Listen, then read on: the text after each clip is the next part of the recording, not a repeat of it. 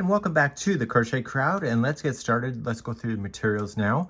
So this particular tree is only 9 inches diameter from one side to the other, and then what we have is that it's only 10.5 inches tall, and that does not include the ornaments. So it's a nice table topper size for anybody that has a smaller living space, or maybe they're in a senior facility or a hospital, maybe the office. It's just a nice little table topper for you.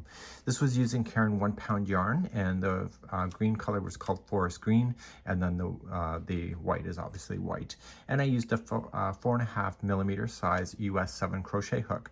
Now, if you are using Red Heart Super Saver, you can increase your hook size to a 5 millimeter. But here's the nice thing about this particular design is that the first round just is a matter of just going on an existing chain. So you can actually make your chain, if it's a little too tight and you cannot get it to where it needs to go, you can make the chain a little bit bigger because the first round is just resting on the chain. So we're going to need a little bit of fiber fill that will go on the top of the tree because there's a flat space. So we put a little bit of fiber fill there to round it off.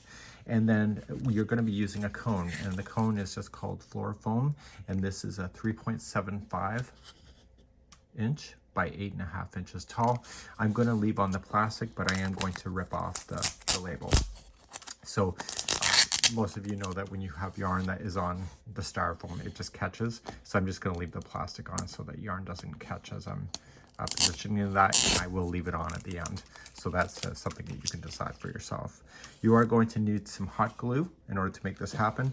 We use spray glitter here, and it's called Rust-Oleum, and it's clear glitter clear sealer. So it doesn't have a lot of glitter in it, it's just enough, and when you apply this to your tree, it's going to stiffen up the material. So you're going to have that. You're going to need some pins. The pins are actually holding the layers that are not the top and not the bottom, and so they're just going to be sticking in and holding the layer there. And then you're going to need some generic beads, and so these were generic beads, and they were between a 5 millimeter and a 10 millimeter. There's 3 different sizes, and we're going to use hot glue to be able to do that.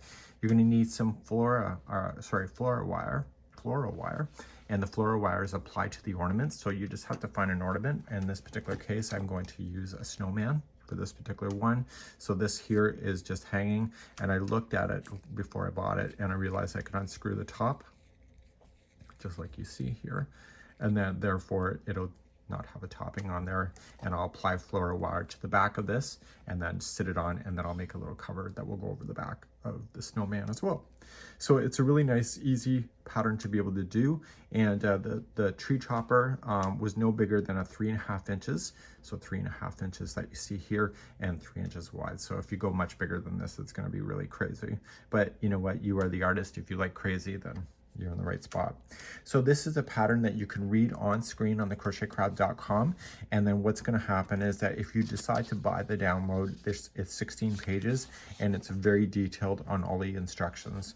So what we're going to do is go through the instructions step by step here in this course, and if you would like all the extra photos that are provided to you, you can buy that download if you would like to do that as well. And you know, once you have this pattern, you have it, right?